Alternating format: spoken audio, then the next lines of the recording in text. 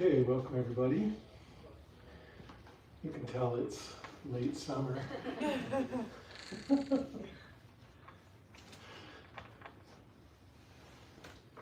to see you all. So I think most of you, maybe almost everyone has been here before, so you know the drill. We're going to do an hour-long meditation, a guided meditation.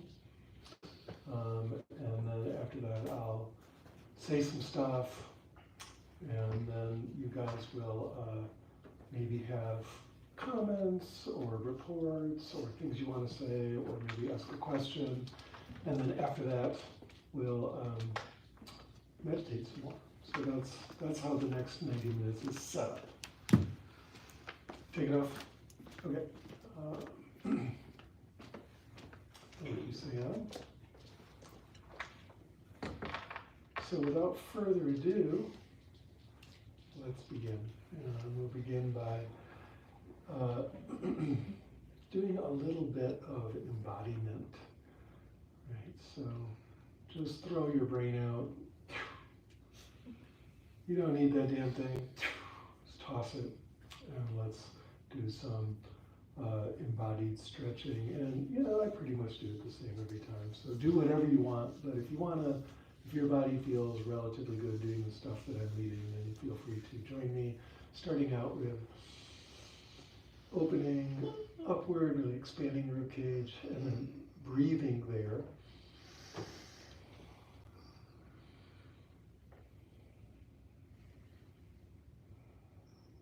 So you really feel that openness and expansion. Come down to one side and really cock your elbow back so you get lots of expansion on the upper side of the ribs. And then again, breathe in that spot. If you want to, you can lower even further down, whatever you want. Sometimes I lock there, but you can go way down. And then if you want to get radical, look at the ground and look back. Okay, again, feeling the openness. The thing is weird. If your body feels contracted and closed, you will tend to experience things in a contracted, closed way. But if your body is feeling a little more expansive, a little more open, a little more spacious, a little more at ease, then you will tend to experience things in that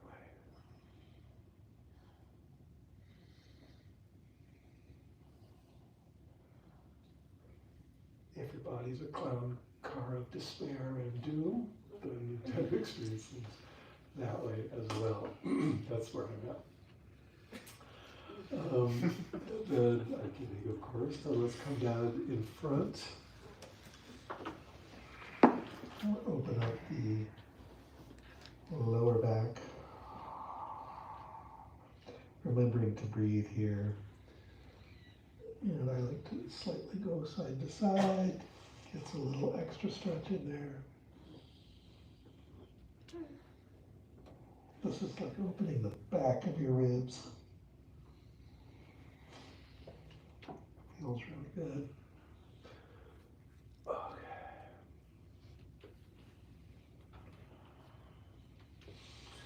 And then when you're ready, you can come back up.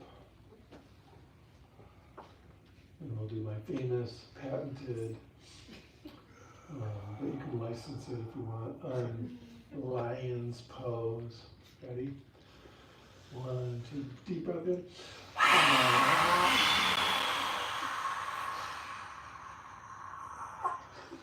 think we might need to do another one though to really get the lion happening. The simhamuka of it all.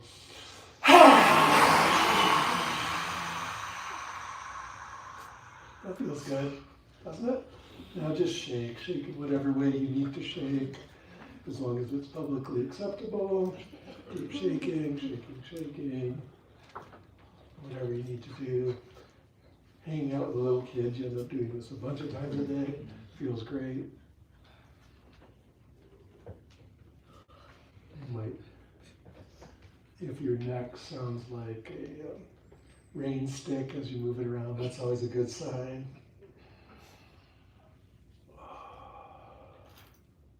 Okay, and then I like to kind of wiggle like this.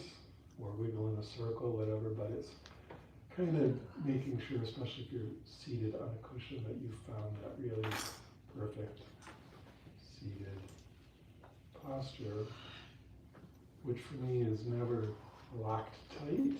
It's much more like, less like some kind of, metal thing that's got all the screws tight, and instead it's more like a sandbag. It's just like so relaxed and that it doesn't want to move. But it's loose. It's open.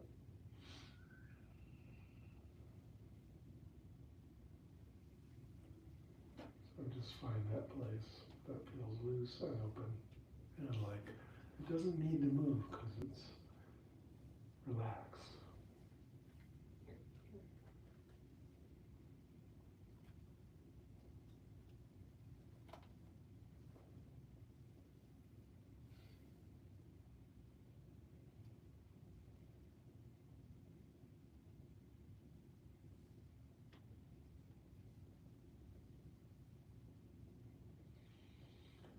Good. And now, I'd like you to just find your intention, whatever it may be. Why are you even doing this? Just remind yourself what's the point. If you don't know, then that's a good thing to find out. But if you do know, just sort of remembering for yourself is helpful.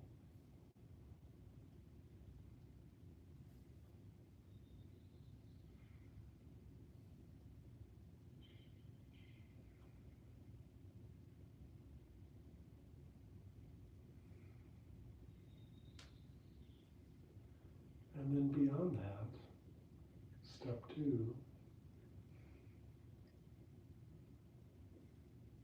if you have any figures or principles that you are devoted to, what are you devoted to?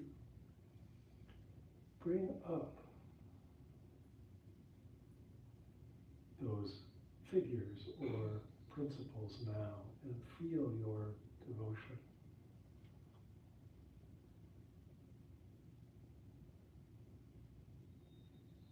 Oftentimes there's, with some people, some resistance to that word, but this is incredibly important. Foundational, really. I'm just not telling you who to be or what to be devoted to. You get to decide, but you must be devoted to something.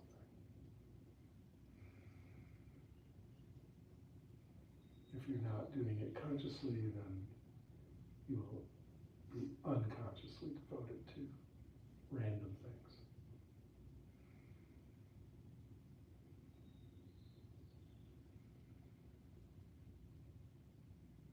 Good.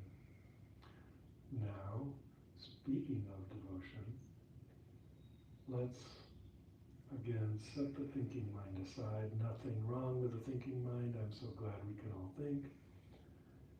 It's very important to be able to do that and to honor that. But for right now, we're going to set that aside and not engage with it. It still gets to think.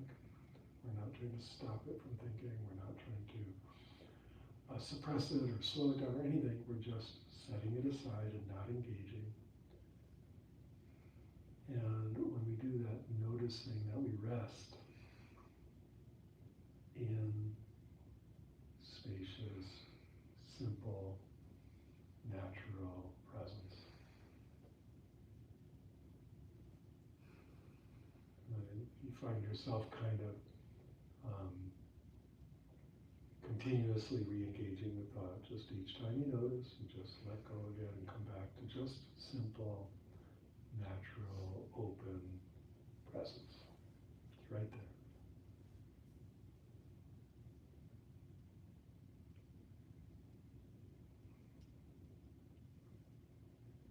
With our awareness like the sky. Boundless, timeless, not stuck on anything, not coming from anywhere in particular. simply present, the moment we're not engaged in the machinery of thinking.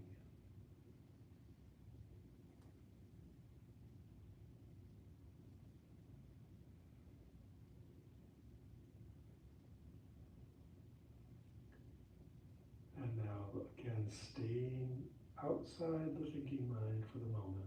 Again, we're not against thinking, we're just for now not engaging.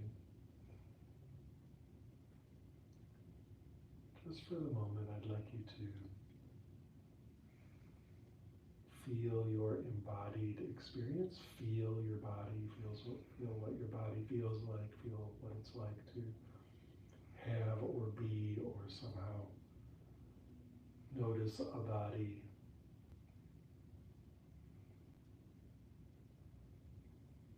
And then what I want you to do is let it be exactly as it is.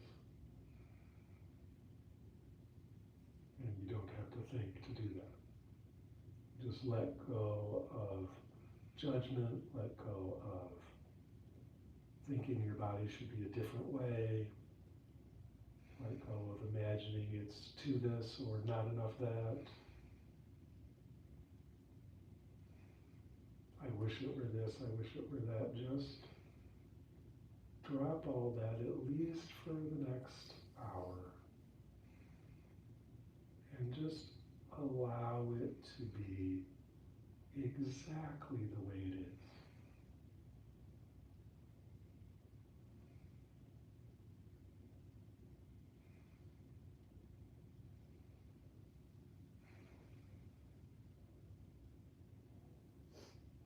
Exactly the way it is.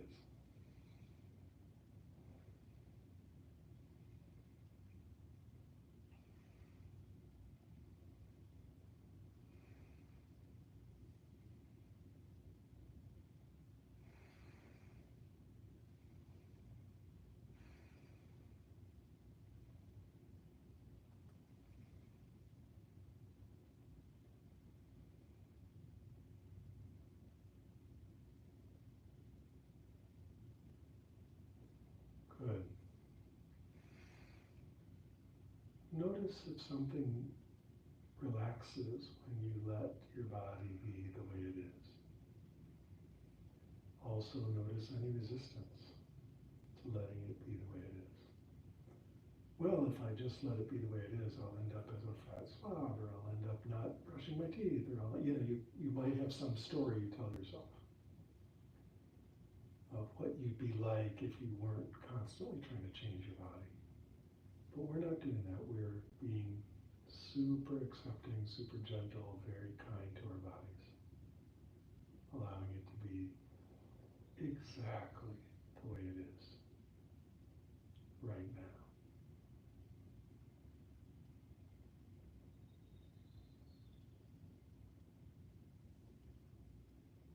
And see if you can, we don't normally take this extra step, but we can take this little extra step. See if you can actually generate a little bit of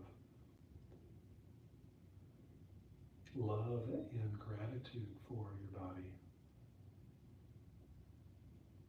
It's certainly good to have one. It's certainly good to be one. It's certainly good to notice a body and all the many things it has done for us, with us, for all these many decades.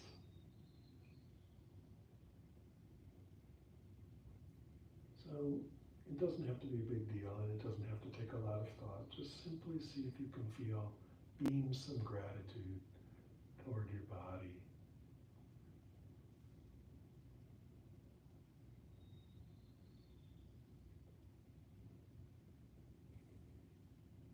It works hard to keep you alive.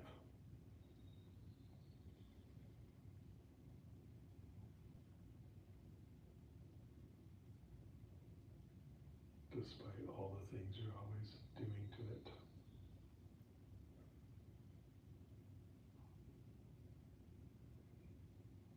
Good. Now, let's have a look at our emotional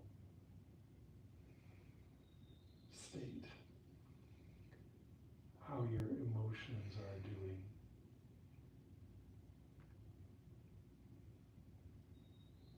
Maybe you're happy, maybe you're depressed, maybe you're panicking, maybe who knows what's going on. Maybe you feel an all-pervasive sense of doom, who knows.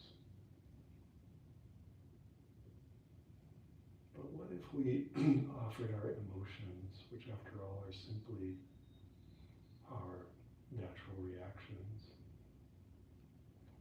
what if we offered them the same allowance? What if we just said that our emotions get to be whatever the way they are right now? And just for a little while here, we're not trying to change them or control them or make them do this or make them do that. But they just get to be the way they actually are right now. And so really all we're giving up is this kind of, and only temporarily, if you want to, you can bring it back at the end of the meditation, but temporarily we're suspending aggression towards ourselves, aggression towards our body, aggression towards our emotions, and just letting them be. For many people, maybe even most people, all a day is, between the moment they wake up and the moment they're asleep, and maybe even during parts of sleep, is just trying to feel different, trying to have a different emotion than the one they're having. And so just for once, even just for the break, the vacation,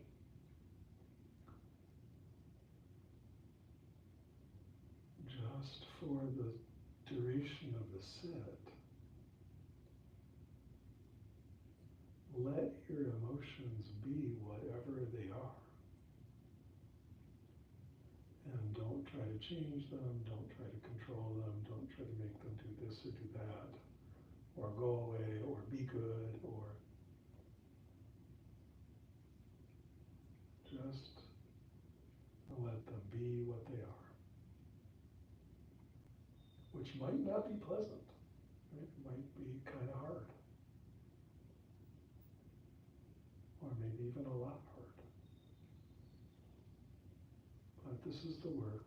This is what we're doing right now. We're just letting our body and our feelings be just the way they are.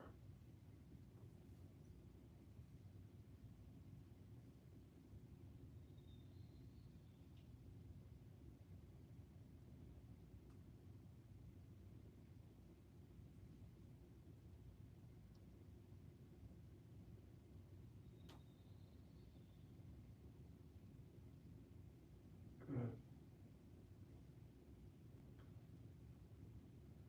Now, even though we've set the thinking mind aside and we're not engaging it,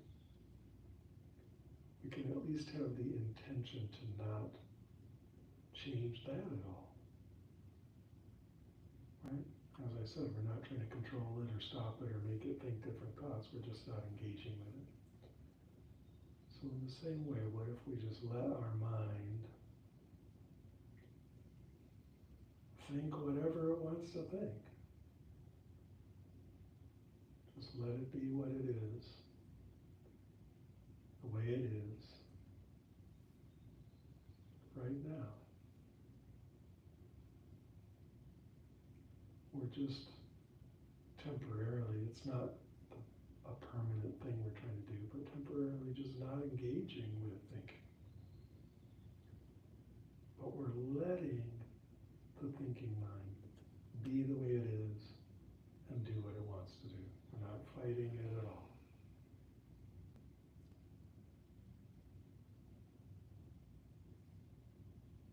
Hint, you were never controlling it in the first place, so this is just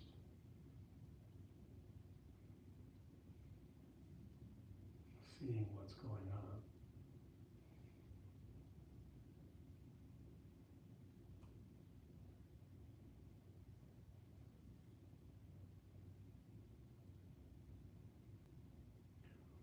Good. So letting our body be exactly the way it is, and letting our emotions be exactly the way they are, and letting our mind be exactly what it is right now. Can you notice any sense of a little bit of relaxation, a tiny bit of letting go of resistance? And that when we let go of that resistance, there's just a little bit less tension and difficulty in being.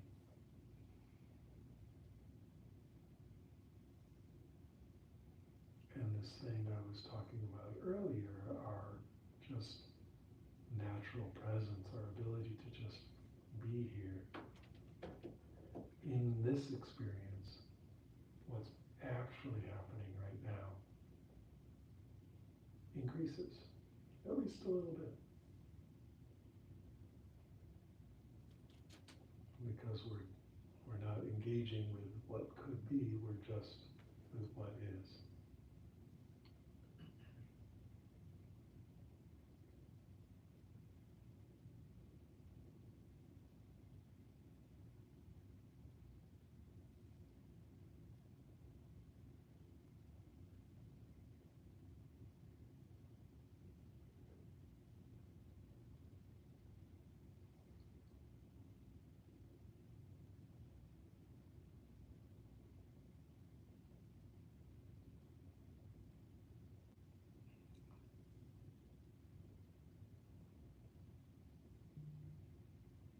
Just sitting in simple, natural presence, letting the body, the emotions, the mind be the way they are.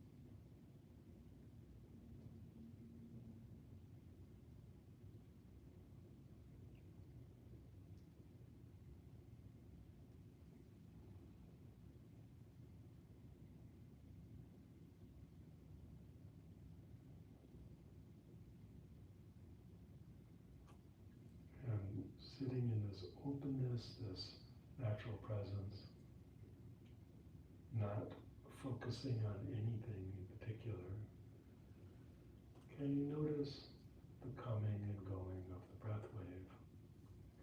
Not trying to meditate on breathing, but simply noticing that the breath wave is coming and going, rising and falling. And feeling how good that feels.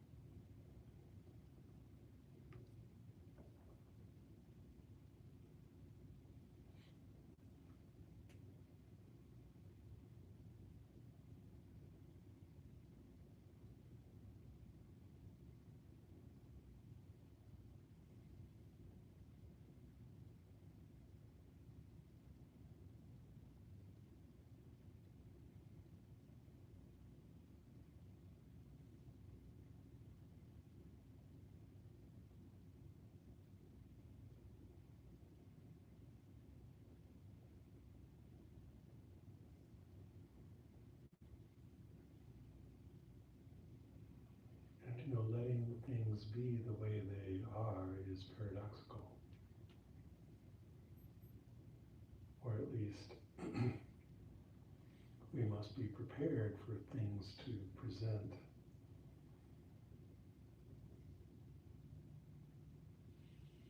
in a contradictory, a seemingly contradictory manner.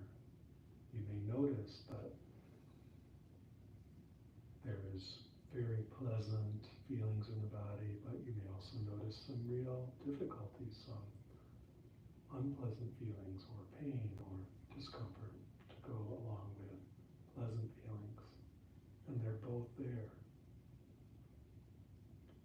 And you kind of can't have one without the other. In our thinking mind, we divide these things in two and say, one of them's good and one of them's bad, and what if you only have the good feelings? But that's a fantasy.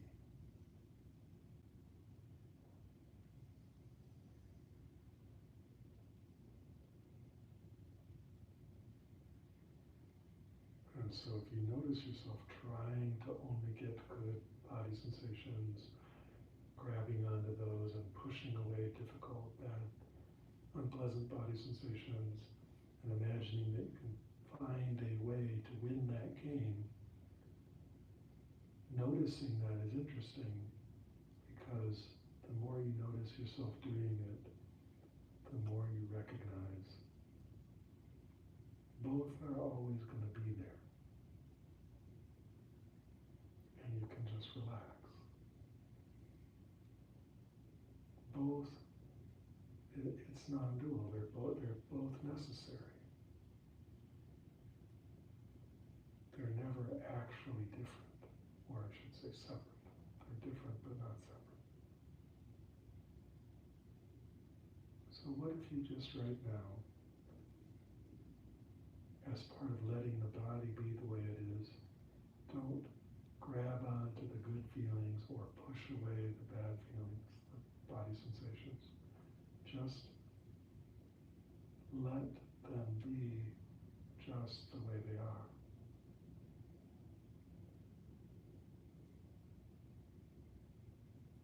It can feel almost weirdly boring or nothing at first because there's nothing to do. There's nothing to do. I'm just sitting here. But then you'll start to tune into, oh, this is called being.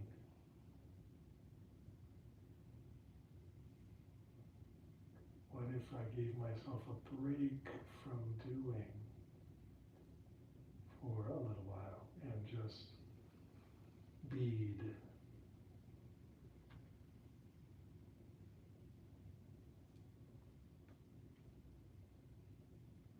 And it's the same thing with the emotions. Again, for most of us, all day long is just trying to do things that we think are going to bring a good emotion and not do things that we think are going to bring a bad emotion. And that's normal and natural, nothing wrong with that. But you notice that feelings are constantly changing. You cannot win that game.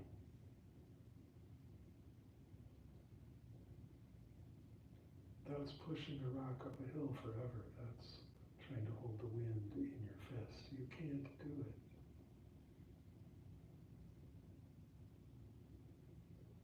And recognition of this means that we can simply relax.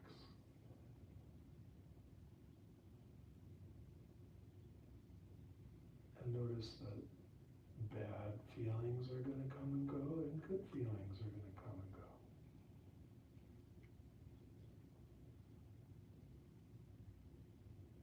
You can't have one without the other. They're non-dual. They're never actually separate. You must have both if you're going to have either. It's only the mind that divides them up and says that they're somehow separate. They're never actually separate.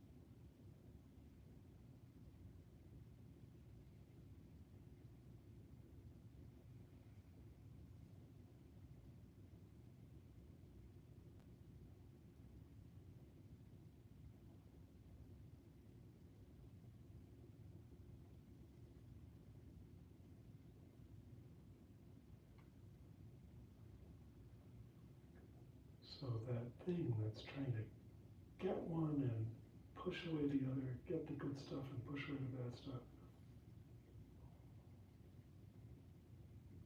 Just relax. Just relax.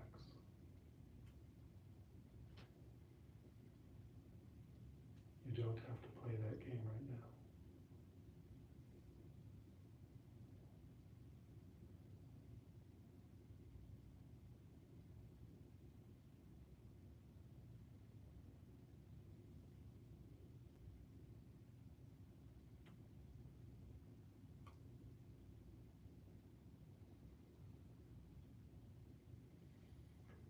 And of course, same thing with the thinking. We want to have good thoughts and not have bad thoughts.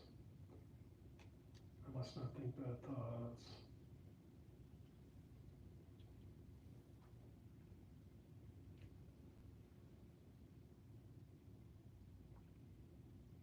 It's not X.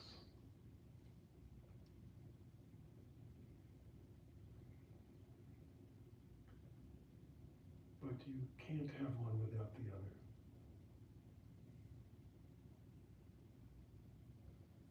They're never actually separate.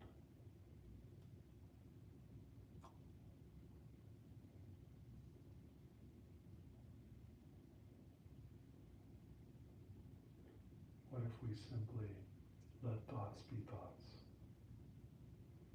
And at least for now, at least in the meditation, we don't try to push away some and get others, but rather just let it do whatever it's going to do.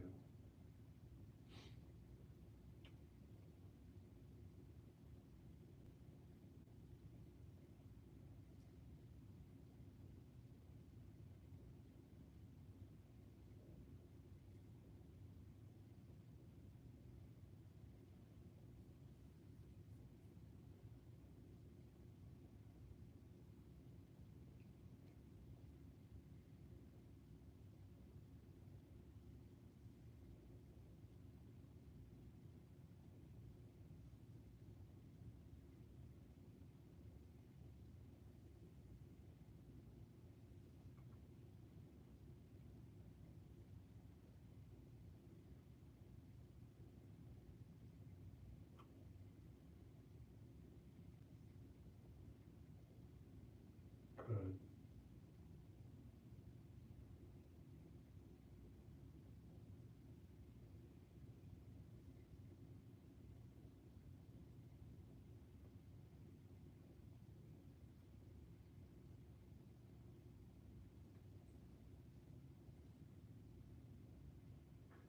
Now what about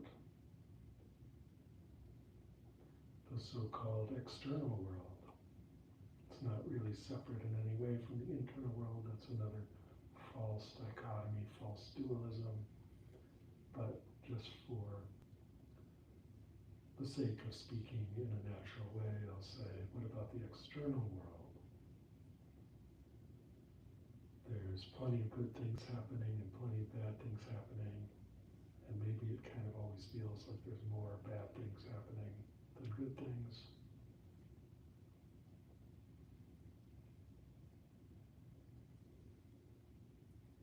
But what if just for the moment while we're seated in meditation,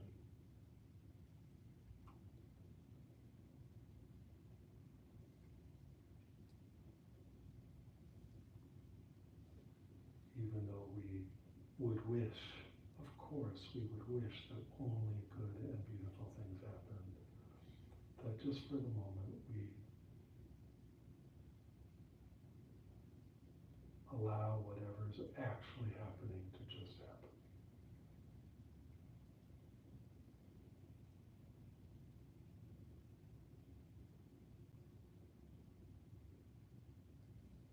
Just for a moment.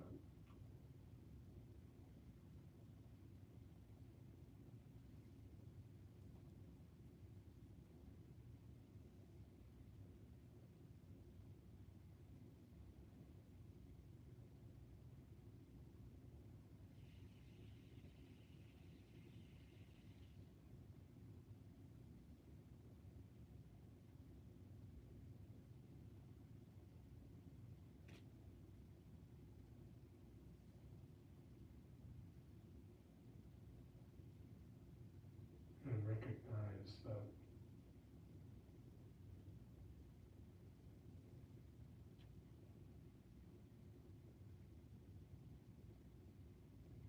it all is the way it is right now. Doesn't mean it can't change in a moment, but right now, it is the way it is.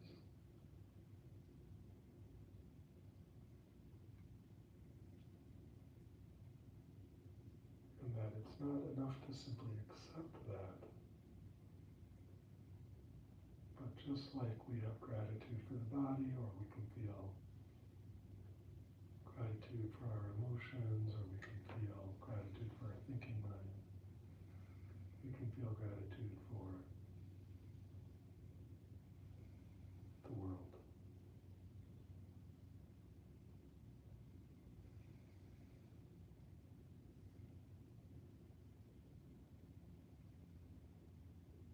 Even the way it is.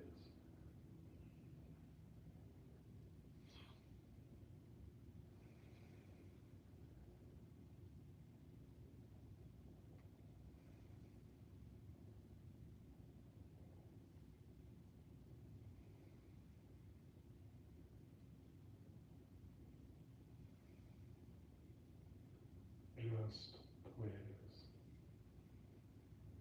Right now.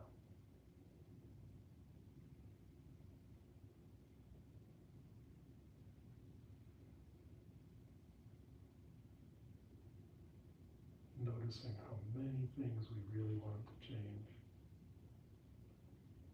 and how many outcomes we would like to be different, and yet recognizing how many things we actually can't change. Can we just let go of at least the part we can't change,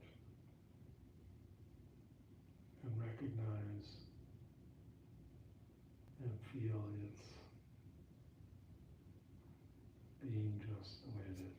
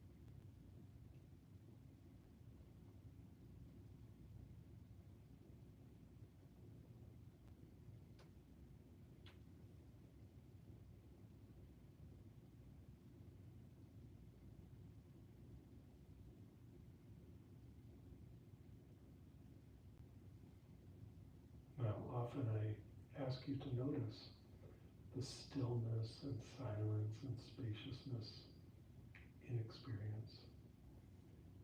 So notice that now.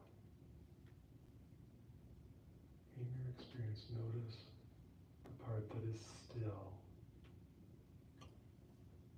Instead of part, we might even say the background of stillness, or the frame of stillness, or the saturation of stillness. The part that's still, the all-pervasive stillness. The part that's silent, that's saturated in silence, that is surrounded by silence, that is coming from silence and going to silence, that is never separate from silence. The part that is spacious, that is boundless, that has no borders.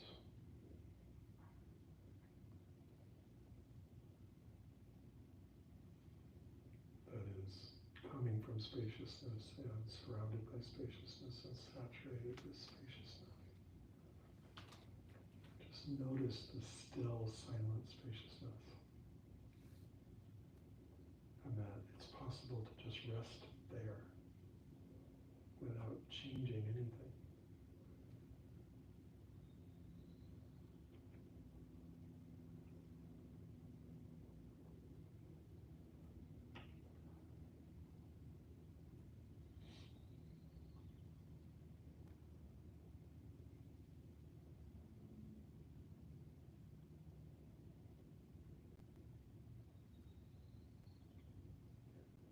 Vast, spacious stillness and silence.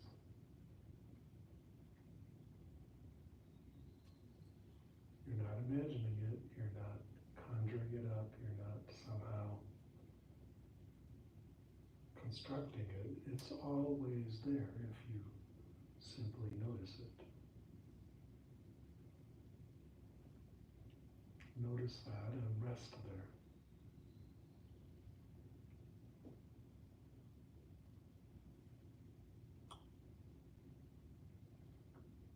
Feel the relief there and the resource there and the nurturing that's available there and the way that stillness, silence and spaciousness is not something that you're looking at, it's something that you are.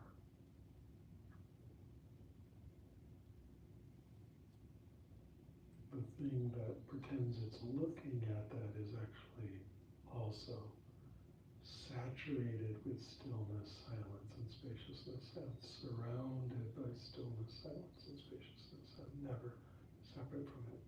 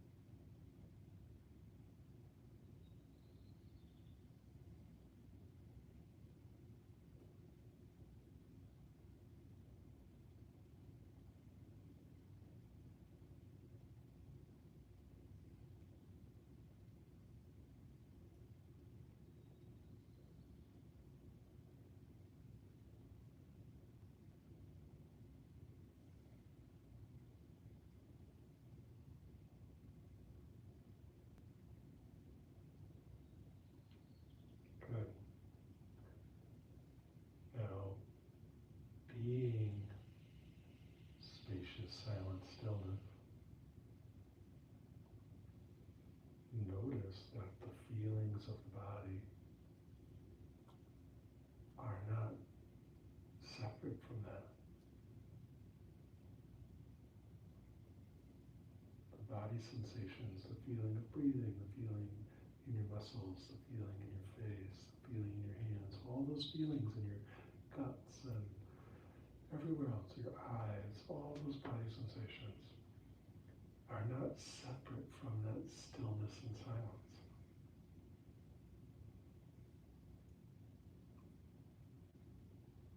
Both are simultaneously present.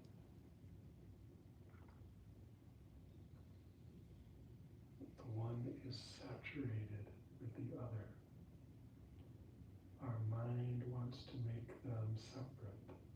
There's the stillness, there's the body sensations, but really they arise together. They're always together.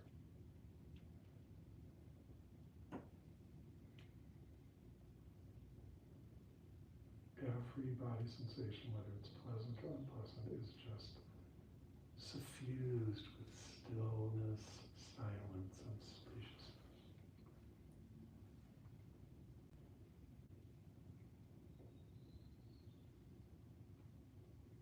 Is expressing the stillness in its movement.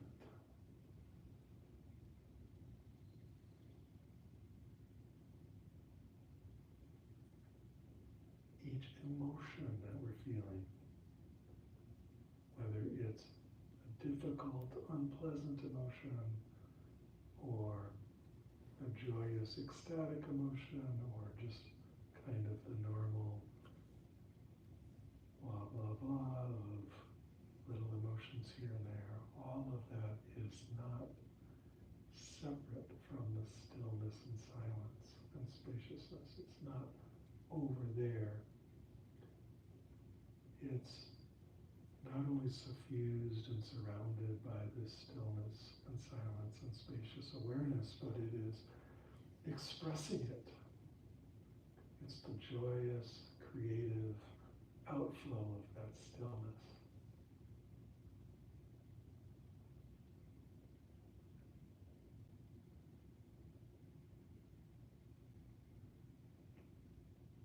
The spontaneous gift of that spacious awakeness.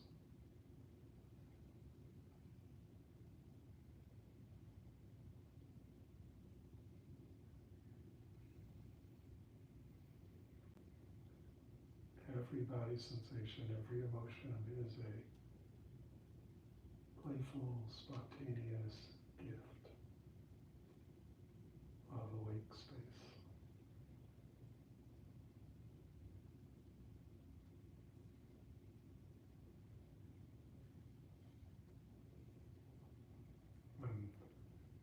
This is the very same reason why I'm saying, even though we're talking about setting the thinking mind aside, we're really not ever actually doing that, because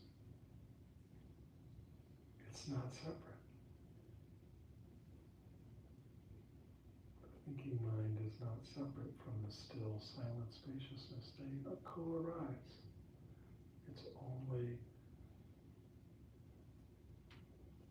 skillful means to temporarily pretend that we can separate them, but in a deeper way we notice they're never separate. The still, silent, spacious mind gives rise to the thinking mind. The thinking mind is the co-creative joy of the silent awakeness. They're never separate.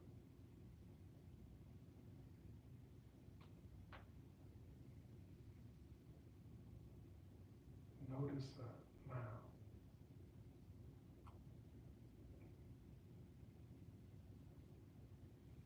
In the same way, the sounds of the world around you and the sights of the world around you and all the activity of the entire world is the expression of the still, silent space.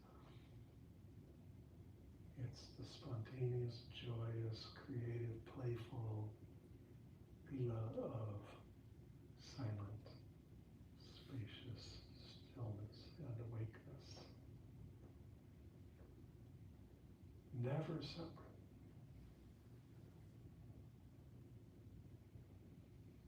Never separate.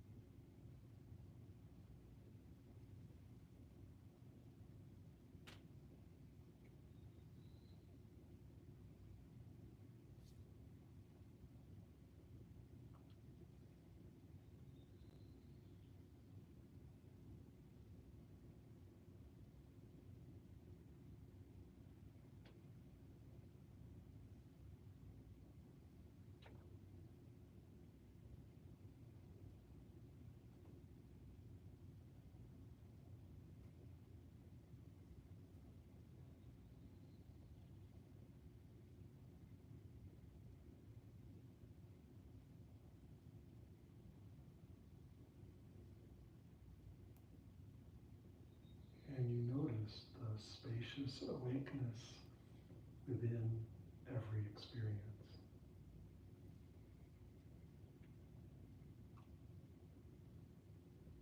The wide awake, wide openness, stillness, and perfection of all body sensation. No matter how intense, no matter how kinetic, no matter how moving, it is simultaneously the expression of silence and stillness and spaciousness and awakeness.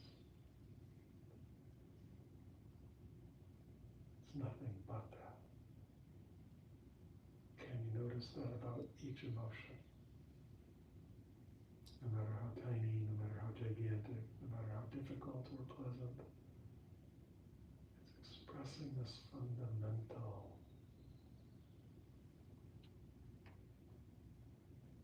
openness at the core of all being.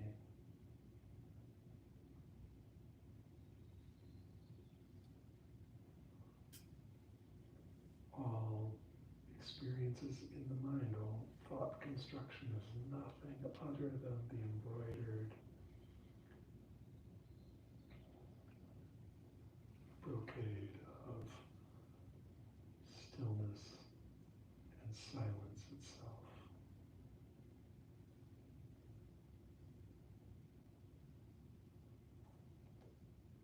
And the entire world.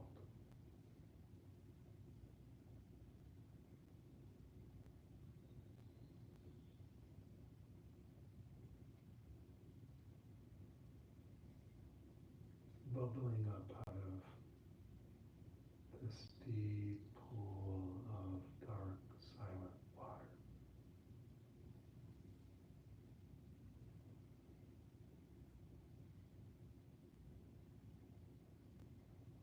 Yet made of that water.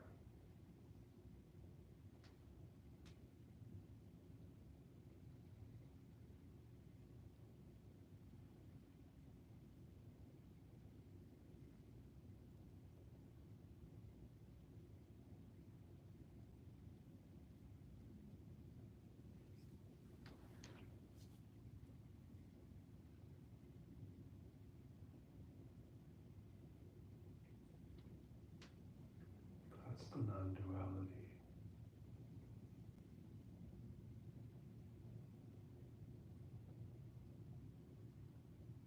This is what we attempt to express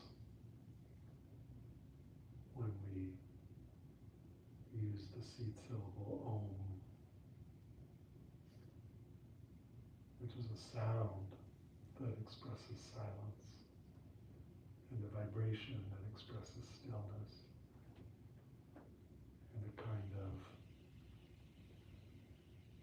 exuberant expression of spacious awakeness.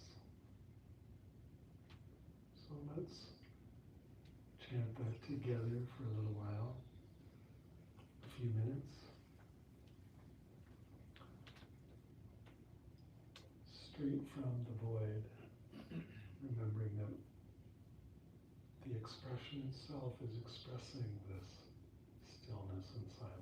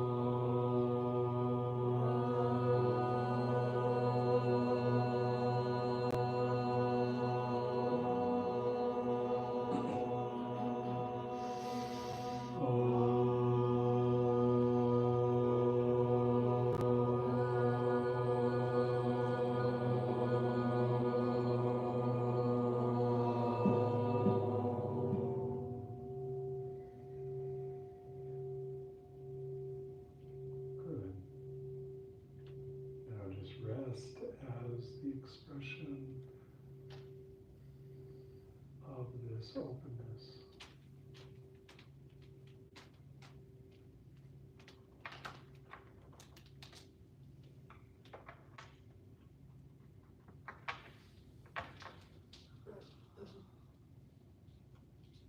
In every moment.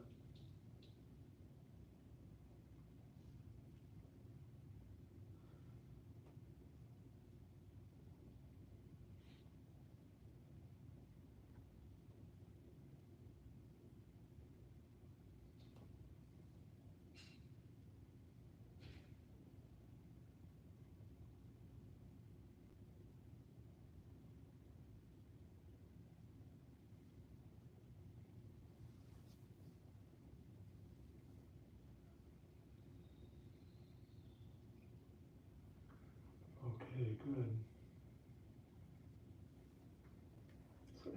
there.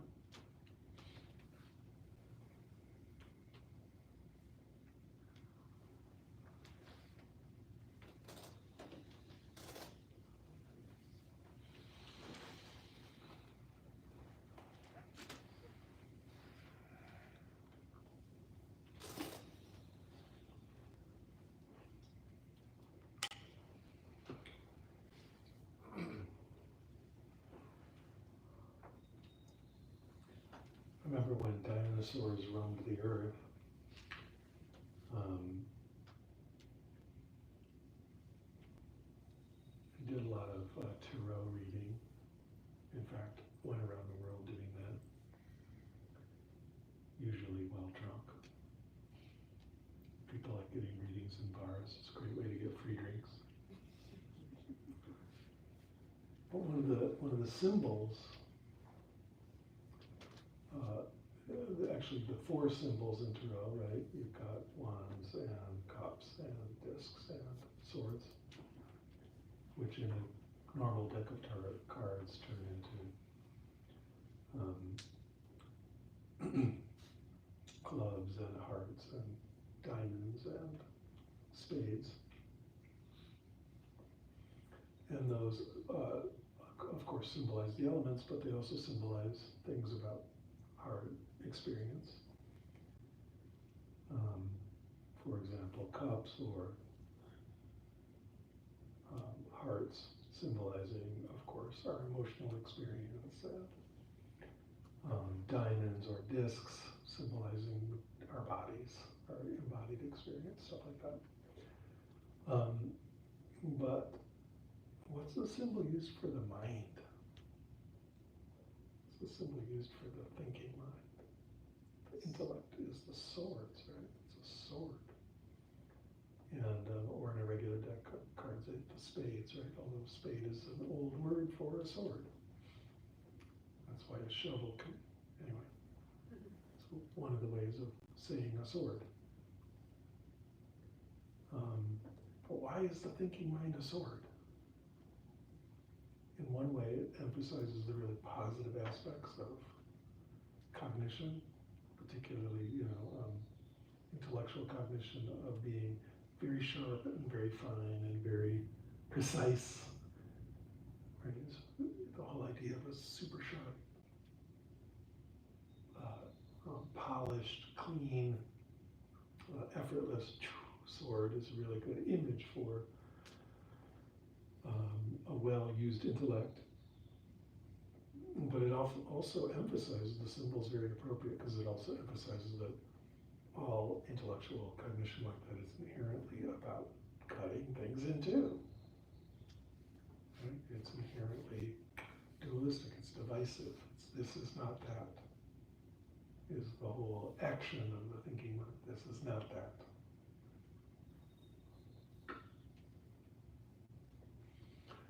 This is not that. And that's how it works. And that's how it should work. And a good one of those is who does it really well. Clean, sharp, precise, accurate.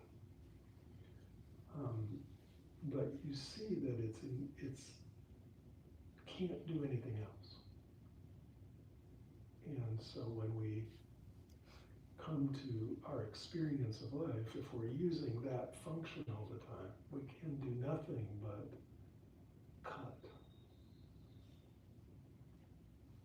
cut things in two. Right? It's inherently, if that's the only function we're using, and most of us are only trained to use that one, we are limited. We can't bring anything together. We can't grow anything. We can't heal anything. We can just divide things. It's, of course, the essence of, dualistic separation. We're separating things. This is not that.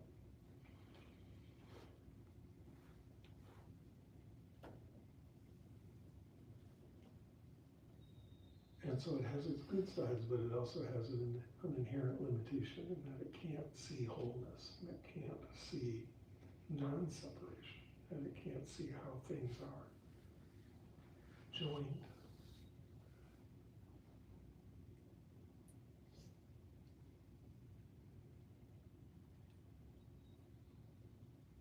And so it's part of why at the beginning we set that particular function aside, even though notice that's an act of separation. So in the long run, we're going to bring it back together, but just temporarily we set that aside so we can set aside division and set aside separation and set aside cutting everything. And start to get a sense of the underlying wholeness and unity and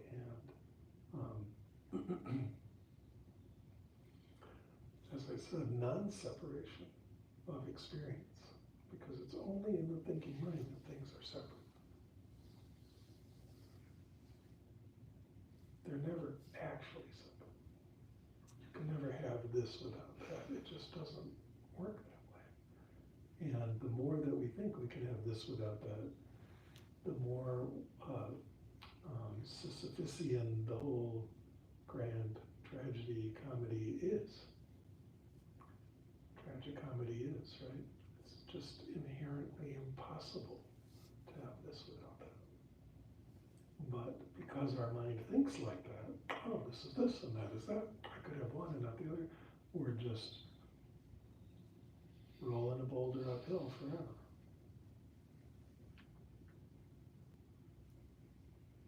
But it's not static. You're working hard to roll that boulder and you get your toes bruised all the time and scraped up and tired, and sometimes it rolls down the hill a long way and you have to go back and get it again.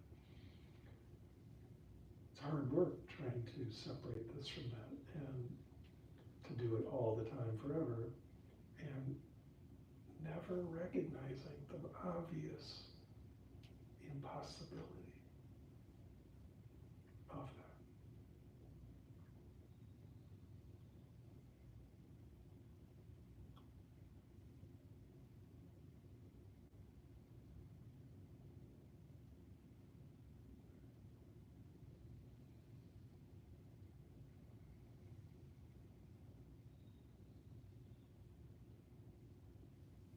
Now, of course, lots of things are worth doing, and keeping yourself, for example, alive rather than dead, at least for 7 or 8 decades or something, that's worth doing. It's not that nothing's worth doing. It's just recognizing that you can't have this without that. And resisting that fact continuously is just continuous pain for nothing. It's really simple. And letting go of resisting that fact is relief from that pain immediately. The regular pain will still be there. Your joints will still hurt as you get older and so on. But the friction and heat and scraping pain of the resistance just can vanish immediately. Just by letting go of resistance. We just think that everything will fall apart if we stop resisting. And you know what? It might, temporarily. But it will find its own much more stable, much more grounded, much more fundamentally integrated in a whole new way of being.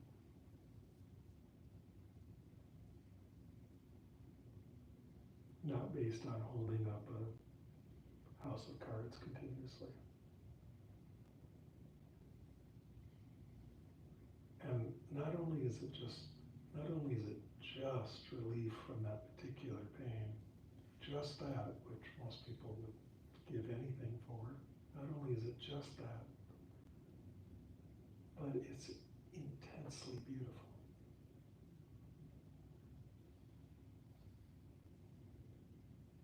Because all of this is an expression, an exquisite expression of that wholeness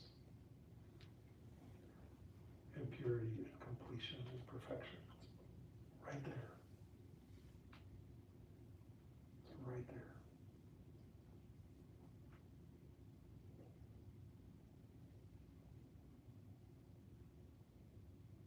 Just on the other side of that division. But of course, including that division, because nothing's actually separate.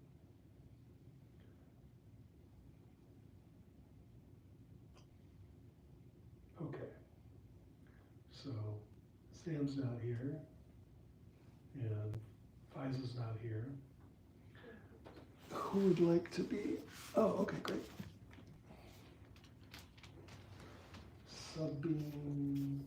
Centering. We'll bring around the microphone. If you have something you'd like to say or ask, please recall that it's nice to be mindful of our speech, and also that this is being not up there tonight, over here, broadcast live to the internet. But if there's something you'd like to say or ask or report or whatever, raise your hand and we'll bring you the talking stick. We've got one way back.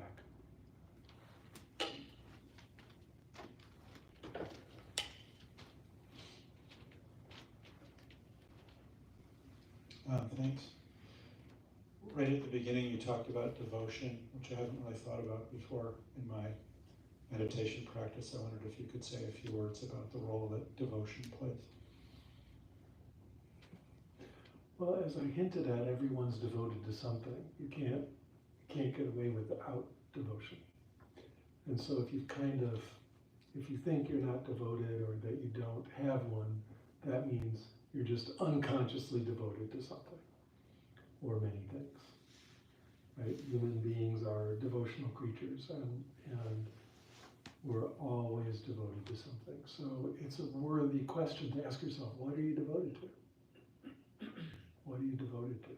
And if once you see what you're devoted to, is that what you actually want to be devoted to? Am I really devoted to, watching Murderbot? Is that what I want my life to be about? Or what? Maybe I am. It's just about the shows. Our weekly shows is the devotion. Who knows? But at least you get to ask yourself the question. And again, when I use that word, at least some percentage of people have like an anaphylactic reaction. They go into some kind of deep shock and they just start quivering and stuff. And I'm not saying you have to be devoted to the love of Jesus or something. You can be devoted to whatever you want or whoever you want or some principle, love, something. But I would suggest that devoting yourself to something more beautiful or truer or better or whatever is a good way to go. And keeping that in your mind is important. And so something I've really, noticed is the resistance to devotion. And I'm like, that just means you're not paying attention to what you're actually devoted to. And so please find out and then decide if that's what you want to be devoted to. Okay? Thanks. It's important, and just in terms of our practice, especially meditation practice, you can't get anywhere without it. Just to use the language of getting somewhere, and I realize all the problematic craziness, blah, blah, blah, so what? You can't get anywhere without it. Because otherwise you're just using your mind, and that's not enough. You can't think your way there. Your heart must be involved, and devotion's all about your heart.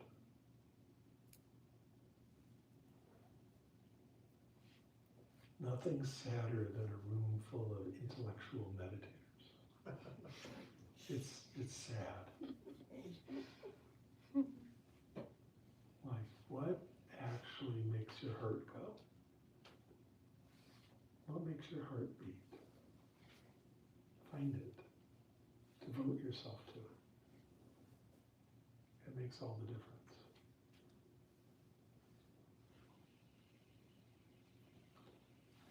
Anybody else?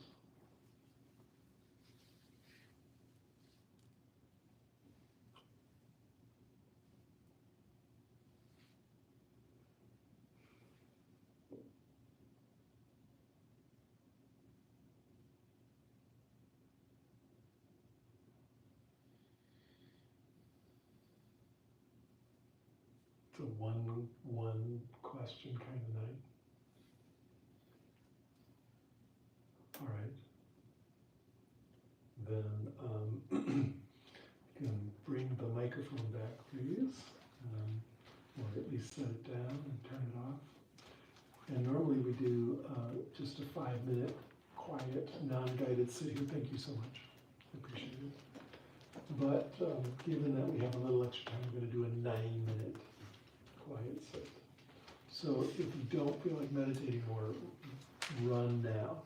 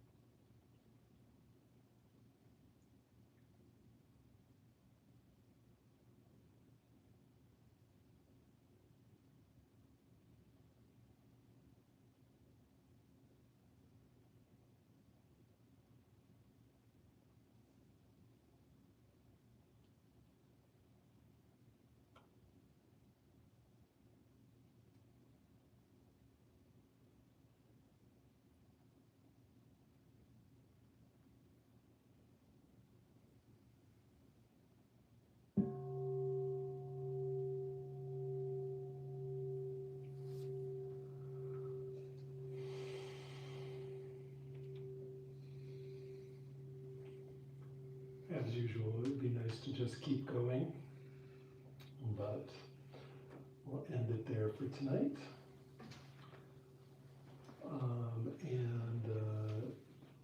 Let's see. Remember that you are invited to take the cushions back over and pile them up over there. And also to hang out in the foyer and have some tea and whatever snacks are there and talk. And come on back next week. I'll be here. We'll meditate some more together, okay? Thanks, everybody.